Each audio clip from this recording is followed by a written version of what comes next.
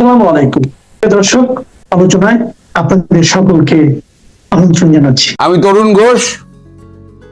আজ সকালটা ডক্টর ইউনূসের মোটেই ভালো গেল না।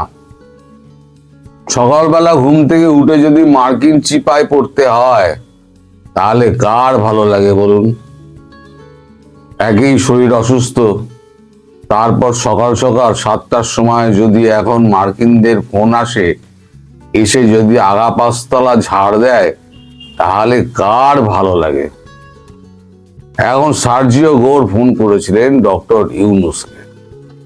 এখন সেখানে যারা যারা উপস্থিত ছিলেন তারা হচ্ছেন খলিলুর রহমান, লামিয়া মুর্শেদ এবং সামরিক সচিব একজন।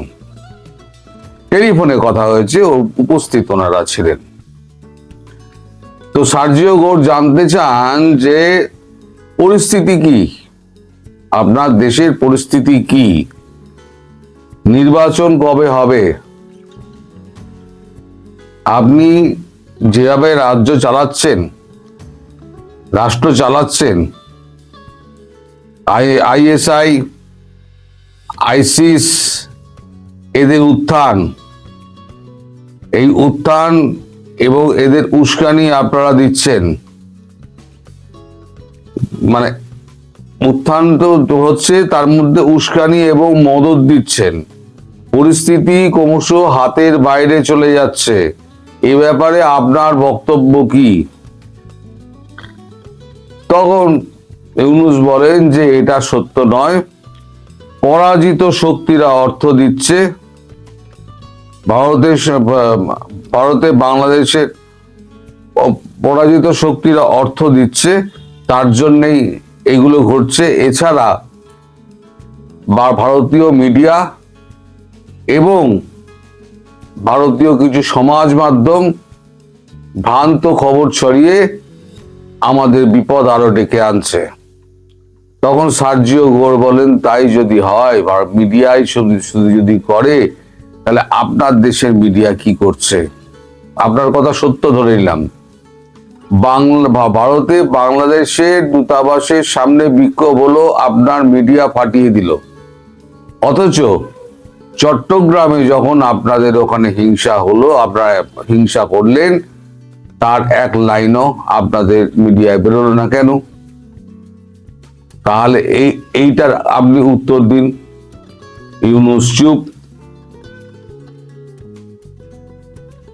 তখন সার্জিও গোর বলেন, দেখুন, ভারতের সঙ্গে মানে সব ধরনের সম্পর্ক ভালো করা এবং উত্তেজনা কমিয়ে আনার জন্য আমরা বারবার আপনাকে বলেছি, কিন্তু আপনি কমিয়ে আনেননি। এ ব্যাপারে আপনার আগ্রহ খুবই কম দেখা যাচ্ছে। সকল ক্ষেত্রে আপনার আগ্রহ হচ্ছে উগ্রবাদকে প্রশ্রয় দেওয়া, যা মানে ইন্দো প্যাসিফিক নীতির পক্ষে পরিপন্থী। আমাদের ইন্দো প্যাসিফিক যৌথ প্রক্রিয়া, ভারত মার্কিন যুক্তরাষ্ট্রের ইন্দো প্যাসিফিক যৌথ প্রক্রিয়া আপনার এই কাজকর্মের জন্য ব্যাহত হচ্ছে, এতে মার্কিন যুক্তরাষ্ট্র ক্ষতিগ্রস্ত হচ্ছে। এই ব্যাপারে আপনার মতামত কি? তখন ইউনূস কোনো কথা বলেননি, চুপ করে থাকেন। ইউনূসের কোনো কথা নেই। সরকারি মদতে সমস্ত রকম ঘটনাগুলো ঘটিয়ে চলছেন আপনি এবং আপনার সরকার। এ ব্যাপারে আপনার মতামত কি? ইউনূস বলেন যে আমি তো সরকার চালাই না, অন্য সব স্টেক হোল্ডাররা আছে, তারা করলে আমার কি করণীয় আছে? তাহলে আপনি আছেন কি করতে? তাহলে প্রধান উপদেষ্টা হয়ে আপনি ওখানে বসে আছেন কি করতে, কিছুই যদি না জানেন? তারপরে আবার প্রশ্ন করেন, এমন চাপ মানে চেপেছে সকাল থেকে 7টা থেকে 7:26 পর্যন্ত পুরো চেপেছে, যে 17-18 তারিখে, আপনার কথাই যদি সত্যি বলে ধরে নিয়ে আপনি সব কোনো কিছু জানেন না, 17-18 ডিসেম্বর চীনা সামরিক প্রতিনিধি দল গোপনে ঢাকা সফর করে চলে যায়। এটাও ভারত ভালো চোখে দেখছে না এবং ইন্দো প্যাসিফিক আমাদের যে যৌথ প্রক্রিয়া রয়েছে নীতির বা নীতিমালার, সেখানে কিন্তু ধাক্কা খাচ্ছে। এই ব্যাপারে আপনার মতামত কি? তখন ইউনূস বলেন, এটা পূর্ব নির্ধারিত ছিল, সেরকম কিছু কথা হয়নি। এসছে, চা কফি খাওয়া হয়েছে, চা কফি খেয়ে ওনারা চলে গেছেন। বললেন চীন থেকে এলেন, এসে চা কফি খেয়ে চলে গেলেন, বেশ ভালো, ঠিক আছে। তো যেটা করছেন সেটা ঠিক নয়। বিরোধী মত শূন্য করে দিয়েছেন, মত প্রকাশের স্বাধীনতা কেড়ে নিয়েছেন, সংখ্যালঘু নির্যাতন চরমে উঠেছে, সর্বত্র কঠিনভাবে সংখ্যালঘুদের ওপরে নির্যাতন এবং নিষ্পেষণ এগুলো যেগুলো হচ্ছে সেটা দিল্লি দেখতে চায় না। অর্থাৎ মার্কিন যুক্তরাষ্ট্র বলছে এই সংখ্যালঘু নির্যাতন, বিরোধী পক্ষ শূন্য, মতামত প্রকাশের অধিকার কেড়ে নেওয়া এবং সংখ্যালঘু নির্যাতন কোনোটাই ভারত মেনে নিচ্ছে না, মানে দিল্লি মেনে নিচ্ছে না। এবার আপনার মতামত কি? ইউনূস আবার চুপ। তারপরে বলেন যে ইনক্লুসিভ নির্বাচন করতে হবে, আওয়ামী লীগের নাম না করে ইনক্লুসিভ নির্বাচন করতে হবে, গণমাধ্যমের স্বাধীনতা ফিরিয়ে আনতে হবে, যাদের কাজ করতে দেওয়া হচ্ছে না সেটা দুর্ভাগ্যজনক। যেভাবে গণমাধ্যমকে জ্বালিয়ে দেওয়া হচ্ছে, ভাঙচুর করে দেওয়া হচ্ছে, সেটা অত্যন্ত নিন্দনীয় কাজ আপনার সরকার করছে এবং আপনার পৃষ্ঠপোষকতায় করছে। তখন তার মতামত চাইলে তিনি বলেন যে আমি মতামত দেওয়ার কেউ নই, আমি এটা মানি, এটা দুর্ভাগ্যজনক, আমি এটা দায়িত্ব নিচ্ছি, এই জিনিস আর ঘটবে না। তখন আবার ইউনূস আবার বলেন যে এই যে 26-27 একটা যৌথ মহড়া ছিল, আমাদের মার্কিন সেনাবাহিনীর সঙ্গে একটা যৌথ মহড়া ছিল, তো সেইটা এখন কি হবে? তখন বলছে ইন্দো প্যাসিফিকের ওপরে এত চাপ আপনারা দিয়েছেন সেই নীতির ওপরেতে, তারপর সামনে বড়দিন, এইগুলো সামলাতে গেলে আমাদের সময় লাগবে, ফলে আমরা এখনই এইটা নিশ্চিত করতে আপনাকে পারছি না, মানে ওটা এখনই আর হচ্ছে না, এই ব্যাপারে কবে হবে সে ব্যাপারেও কোনো রকম নিশ্চয়তা দেননি।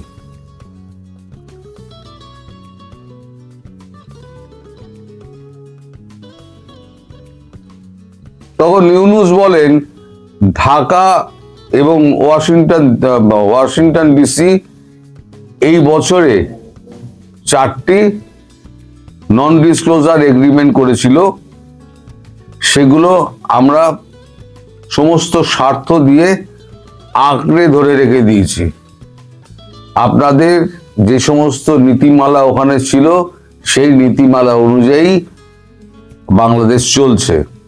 তখন সার্জিও গোর একটু রেগে যান এবং একটু রেগে গিয়ে বলেন এই যে আপনার নন ডিসক্লোজার এগ্রিমেন্ট ছিল, এই নন ডিসক্লোজার এগ্রিমেন্টে এমন কোথাও কি কিছু লেখা ছিল যে আপনারা এখানে সন্ত্রাসবাদকে কায়েম করবেন, আপনারা মত প্রকাশের স্বাধীনতা দেবেন না, আপনারা রাজনৈতিক দলগুলোকে আপনারা জেলে পুরে দেবেন, অহেতুক মামলা দিয়ে লোককে আপনারা হ্যারাস করবেন, এইগুলো কি নন ডিসক্লোজার এগ্রিমেন্টে লেখা ছিল? ছিল না, কিন্তু আপনারা করছেন। যেটা নন ডিসক্লোজার এগ্রিমেন্টে আছে সেই নন ডিসক্লোজার এগ্রিমেন্ট অবধি কাজ করুন, সেটা নিয়ে আমরা কোনো প্রশ্ন তুলছি না, কিন্তু এই যে জিনিসগুলো আমরা বলছি সেগুলোকে এড়াবার চেষ্টা করবেন না। ইউনূস বলেন আগেও চেয়েছি, এখনো ভারতবর্ষের সঙ্গে আমরা যোগাযোগ করতে চাইছি, কিন্তু নরেন্দ্র মোদী প্রধানমন্ত্রী তিনি আমাদের সঙ্গে কোনো রকম যোগাযোগই করছেন না এবং আমাদের কোনো ফোনের উত্তরও দিচ্ছেন না। তখন সার্জিও গোর বলেন আপনারা এমন জায়গায় নিয়ে গেছেন সম্পর্কটাকে, এই সম্পর্কটা এখন বিষিয়ে গেছে, এখান থেকে উন্নতি পাওয়ার মানে সম্পর্ক উন্নয়নের ব্যাপারে আপনাদের অনেক বেশি এগিয়ে আসতে হবে এবং সচেষ্ট হতে হবে, এবং এটা সময় সাপেক্ষ ব্যাপার। ইমিডিয়েটলি কাজ শুরু করুন, তাহলে সবকিছুই ঠিক হয়ে যেতে পারে। সার্জিও গোর আরো বলেন,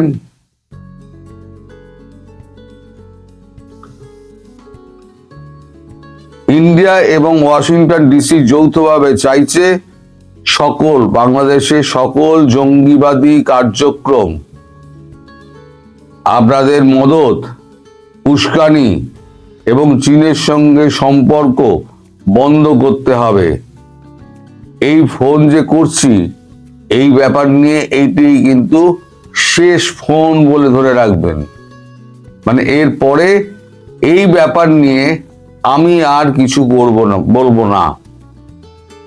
অবিলম্বে সংখ্যালঘু, বুদ্ধিজীবী, রাজনৈতিক ব্যক্তি, সংবাদকর্মী, তারপরে এদেরকে মুক্ত করতে হবে। ট্রাইব্যুনালে যে সমস্ত আইটিসি ট্রাইব্যুনালে যে সমস্ত কেসগুলো করা হয়েছে, সেই আইটিসি ট্রাইব্যুনালকে বন্ধ করে দিতে হবে। বিগত সরকারের গুরুত্বপূর্ণ যে সমস্ত ব্যক্তি আছে এবং বিগত সরকারের যত গুরুত্বপূর্ণ মানে রয়েছে, কর্মী রয়েছে, তাদেরকে অবিলম্বে মুক্তি দেওয়ার দাবি মার্কিন যুক্তরাষ্ট্র এবং ভারত যৌথভাবে চাইছে। শুধু তাই নয়, সবাইকে নিয়ে ইনক্লুসিভ নির্বাচনের ব্যবস্থা করতে হবে। ভারত এটা চাইছে, মার্কিন যুক্তরাষ্ট্র এটা চাইছে। আর যেটা হচ্ছে ল অ্যান্ড অর্ডার, এগুলোকে ঠিক করতে হবে। যদি এটা না পারেন, অন্যথায় মানে otherwise dot dot dot dot বলে উনি চুপ করে যান। আদারওয়াইজ কি হতে পারে এবার ইউনূস বুঝে নিন। তাহলে ইউনূস যে সারাক্ষণ বলে যান আমি জানি না, আমি করিনি, আমি শুনিনি, অন্যরাই করেছে, এই সমস্ত যুক্তি আর সার্জিও গোর মানতে চাননি। উনি বলেন আজকালের মধ্যে একটা বৈঠক করে আমরা এ ব্যাপারে ইতিবাচক সিদ্ধান্ত নেব। তখন সার্জিও গোর বলেন, যাই করুন তাড়াতাড়ি করবেন, আমাদের হাতে বেশি সময় নেই। আমাদের কথা যদি না শোনেন, তার উপযুক্ত ফল আপনাকে ভুগতে হবে, এবং সেটা কিন্তু খুব বেশি দূরে নয়। আপাতত আমরা এখানে কথা শেষ করছি। দ্বিতীয়বার এই বিষয় নিয়ে আমি আপনার সঙ্গে কথা বলবো না। মার্কিন যুক্তরাষ্ট্র তার মতো করে চলবে, এবং তাতে আপনার বিপদের সম্ভাবনা, আপনার এবং আপনার সরকারের বিপদের সম্ভাবনা বাড়বে বলে তারা করে ফোন রেখে দিয়েছেন। এটা হলো গিয়ে সকালবেলা থেকে মানে 7টা থেকে 7:26 অব্দি যে বৈঠক হয়েছে, তার নির্যাস আপনাদেরকে বললাম। এর মধ্যে যদি কোনোটা সত্যি, কোনোটা মিথ্যে প্রমাণিত হয়, আমার নামে মামলা করে দিন, রিপোর্ট করে দিন, আমার নামে ইউটিউবে রিপোর্ট করে দিন। বেকার বেকার আমার কমেন্টে লিখবেন না। আগে ভালো করে জানুন, এর সত্য মিথ্যা জানুন। যেখান থেকে আমরা জানতে পেরেছি এর এক বর্ণ মিথ্যা কথা নেই, এখানে সব হচ্ছে সত্যি কথা। নির্বাচনের আগেই কি সম্পর্ক ছিন্ন? প্রতি ঘন্টা প্রতি মুহূর্তে পরিস্থিতি পাল্টে যাচ্ছে, যার দরুন আমি এখন যে কথাটা বলছি একটু পরে এই কথাটা নাও হতে পারে। একটা জিনিস খেয়াল করুন যে আমরা এতদিন বলে এসছি বিভিন্ন অবস্থা পর্যবেক্ষণ করে যে নির্বাচনটা হবে না বা নির্বাচনটা হতে বাধাপ্রাপ্ত হবে, যে কোনো ভাবে হোক বাধাপ্রাপ্ত হবে, আন্তর্জাতিকভাবে হোক কিংবা আওয়ামী লীগ বা 14 দল যাদেরকে 50-60% জনসমর্থনকে বাইরে রেখে একটি একতরফা নির্বাচন হতে পারবে না। কিন্তু এখন পর্যন্ত দেশে যে অবস্থাটা দেখা যাচ্ছে যে ইউনূস সরকার এবং যারা নির্বাচনের সঙ্গে যুক্ত যেসব রাজনৈতিক দল, দেশ কিন্তু নির্বাচনের দিকে চলে যাচ্ছে। প্রশ্ন হচ্ছে যে এরই মধ্যে এই নির্বাচনের দিকে যেহেতু দেশ চলে যাচ্ছে, সেহেতু ভারত বাংলাদেশ সম্পর্কটা কি নির্বাচনের আগেই ছিন্ন হয়ে যাবে? অবস্থা দৃষ্টে মনে হয় যে ভারত কোনোভাবেই এখনই খুব কঠোর হবে না, কিন্তু সত্যিকার অর্থে যেভাবে সরকার, বিরোধী দল, রাজনৈতিক দল বাদ দিন, ভারতীয় জনগণের পক্ষ থেকে যেভাবে ভারত সরকারের উপরে চাপ বাড়ছে, তাতে নির্বাচন পর্যন্ত এটি পৌঁছাবে কিনা বলা কঠিন। কারণ আজকেও দিল্লিস্থ বাংলাদেশ হাই কমিশন উত্তপ্ত, কলকাতাস্থ উপ হাই কমিশন, সেখানে উত্তপ্ত পরিস্থিতি। হাই কমিশনগুলোতে বিক্ষোভ প্রতিবাদ জারি আছে। ময়মনসিংহের দীপুচন্দ্র দাস হত্যার প্রতিবাদে দিল্লিতে অবস্থিত বাংলাদেশ হাই কমিশনের সামনে আজকে খুব বড় ধরনের বিক্ষোভ করেছে বিশ্ব হিন্দু পরিষদ বিএইচপি এবং বজরঙ্গ দল। তারা বাংলাদেশের হিন্দু সম্প্রদায়ের উপর হুমকি, ধর্মীয় স্থান ভাঙচুর ও অন্যান্য নিপীড়নের প্রতিবাদ জানাচ্ছেন। গত 1.5 বছর যাবতই বাংলাদেশে সংখ্যালঘু সম্প্রদায়ের উপরে কি হচ্ছে এটা বলার অপেক্ষা রাখে না। যেমন সংখ্যালঘু সম্প্রদায়ের এক সাধু সন্ন্যাসী চিন্ময় কৃষ্ণ দাস আজও পর্যন্ত জেলে বন্দী হয়ে আছে।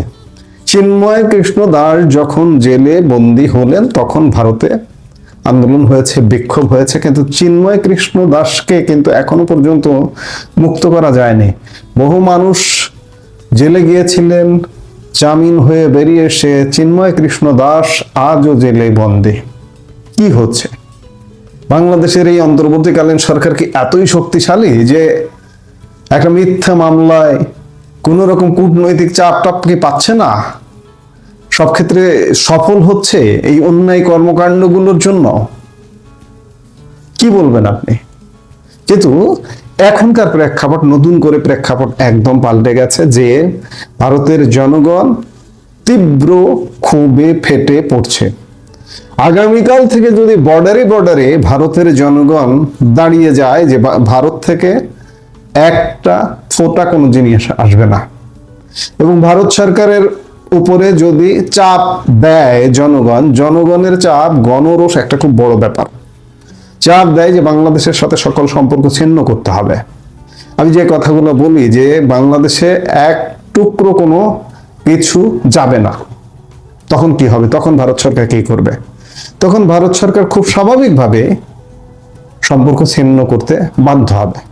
বাংলাদেশের, আমি বারবার বলি, এই দোষ আজকে এই পরিস্থিতির জন্য দায়ী বাংলাদেশ, দোষী বাংলাদেশ। কারণ বাংলাদেশ আজকে বিপক্ষ বাংলাদেশ। বাংলাদেশ যে বাংলাদেশ ছিল সেই বাংলাদেশ এখন নেই। এই যে দেখুন আজকে বাড়াবাড়িটা কেমন, 10 দিনের মধ্যে আবারও ভারতীয় হাই কমিশনার প্রণয় ভার্মাকে আজকে আবারও পররাষ্ট্র মন্ত্রণালয় তলব করেছিল। তলব করে তাকে বলেছে যে এই যে আপনাদের যে হামলা টামলা হচ্ছে সেগুলোর জন্য তদন্ত করতে হবে, এগুলোর জন্য ব্যবস্থা নিতে হবে। এরই মধ্যে গতকাল থেকে বাংলাদেশ ভারতীয়দের জন্য ভিসা বন্ধ করে দিয়েছে। ভারতীয়দের জন্য ভিসা বন্ধ করে দিয়ে কোনো কি লাভ? ভারতীয় কয়টা আসে? যাই তো আমরা চিকিৎসা, শিক্ষা, ব্যবসা সবকিছুর জন্য যাই। আমাদের এখানে ভারতীয়রা কি জন্য আসে? শুধুমাত্র তাদের পূর্বপুরুষের স্মৃতি এখানে আছে, আত্মীয়তা বা কিছুটা ব্যবসার খাতিরে আসে। তাদের তো প্রয়োজন নেই আসলে। শিক্ষার ক্ষেত্রে খুব সীমিত সংখ্যক আমাদের কিছু প্রাইভেট মেডিকেলে কিছু শিক্ষার্থী পড়ে, এছাড়া তাদের আসার প্রয়োজন নেই। সবকিছু মিলিয়ে আসলে ভারত বাংলাদেশ সম্পর্কটা, অবস্থাটা যেভাবে দাঁড়িয়েছে, আজকের পরিস্থিতির কথাও যদি বলি, এভাবে যদি কন্টিনিউ চলতে থাকে নির্বাচনের আগে সম্পর্কটা ছিঁড়ে যেতে পারে। আমি ধারণা করেছিলাম যে নির্বাচন পর্যন্ত ভারত হয়তো দেখবে, কারণ ভারত একটা বিকল্প ব্যবস্থার দিকে চিন্তা করছে এবং বাংলাদেশে একটা নির্বাচন হয়ে যাক, কারণ বাংলাদেশে একটা বিদেশি শক্তি দখল করে রাখুক, এটি বোঝাতে চাইছে, সব পক্ষ ইঙ্গিত দিতে চাইছে এই যে অনির্বাচিত সরকার অনেকদিন আছে এবং নির্বাচনটা যদি আবার বিলম্বিত হয় তাহলে কিন্তু অনির্বাচিত সরকার থাকবে এবং এদের পৃষ্ঠপোষক কারা থাকবে?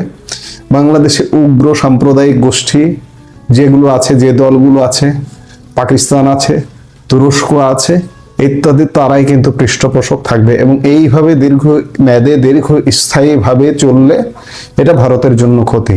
এই জন্য ভারত যে কোনো ভাবে চাইছিল একটা নির্বাচন, এবং নির্বাচন হয়ে নির্বাচিত সরকার আসবে। সেটা 3 মাসের জন্য আসুক না কেন, 2 মাসের জন্য আসুক, 5 মাসের জন্য আসুক, একটা নির্বাচিত সরকার, অন্ততপক্ষে একটা দলের সরকার, সেই দলের সরকারটা থাকতে পারবে কি পারবে না, শুধু দেশ চালাতে পারবে কি পারবে না, সেটি সেই দলের উপর নির্ভর করবে, সেই বাংলাদেশের উপর নির্ভর করবে। সেই দলটি, সেই ক্ষমতাসীন দলটি যদি দেশ চালাতে না পারে, তাহলে স্বাভাবিকভাবে পতন হতে হবে। এবং পতন হয়ে সব দলের অংশগ্রহণে, সবার অংশগ্রহণে, যেমন এই যে একতরফা নির্বাচনের দিকে দেশ এগিয়ে যাচ্ছে, কিন্তু আপনারা কি টের পাচ্ছেন? এখানে সব পক্ষ, বাংলাদেশের সেনাবাহিনী সহযোগিতা করছে। এই যে দুদিন আগে দেখলেন তিন বাহিনী প্রধান নির্বাচন কমিশনে গিয়ে বৈঠক করে এলো, নানান সূচক বলছে যে নির্বাচনের দিকে চলে যাচ্ছে। এদিকে বিএনপির ভারপ্রাপ্ত চেয়ারম্যান তারেক রহমান দেশে এসে পড়ছেন। এখন নির্বাচনটা হয়ে যাচ্ছে, তো কাজেই নির্বাচন হয়ে যাচ্ছে, কিন্তু নির্বাচনের হওয়ার আগে ভারতের সাথে একটা দুর্ঘটনা ঘটে যেতে পারে, বাংলাদেশের সাথে সম্পর্ক ছিন্ন। সত্যিকার অর্থে রাজনৈতিক দল হিসেবে যদি বলি, আমি বারবার এই কথাগুলো বলি, আওয়ামী লীগের বাইরে কাউকে বিশ্বাস করে না, এই যে বিএনপিকেও বিশ্বাস করে না। কারণ বিএনপির অতীত কর্মকাণ্ড সম্পর্কে, ভারত বিদ্বেষী কর্মকাণ্ড সম্পর্কে ভারতের জনগণ ওয়াকিবহাল। এই যে সেদিনও গত 17 ডিসেম্বর ইন্ডিয়ান হাই কমিশন ঘেরাও করতে গেল, সেখানেও কি স্লোগান উঠলো একটু শুনুন।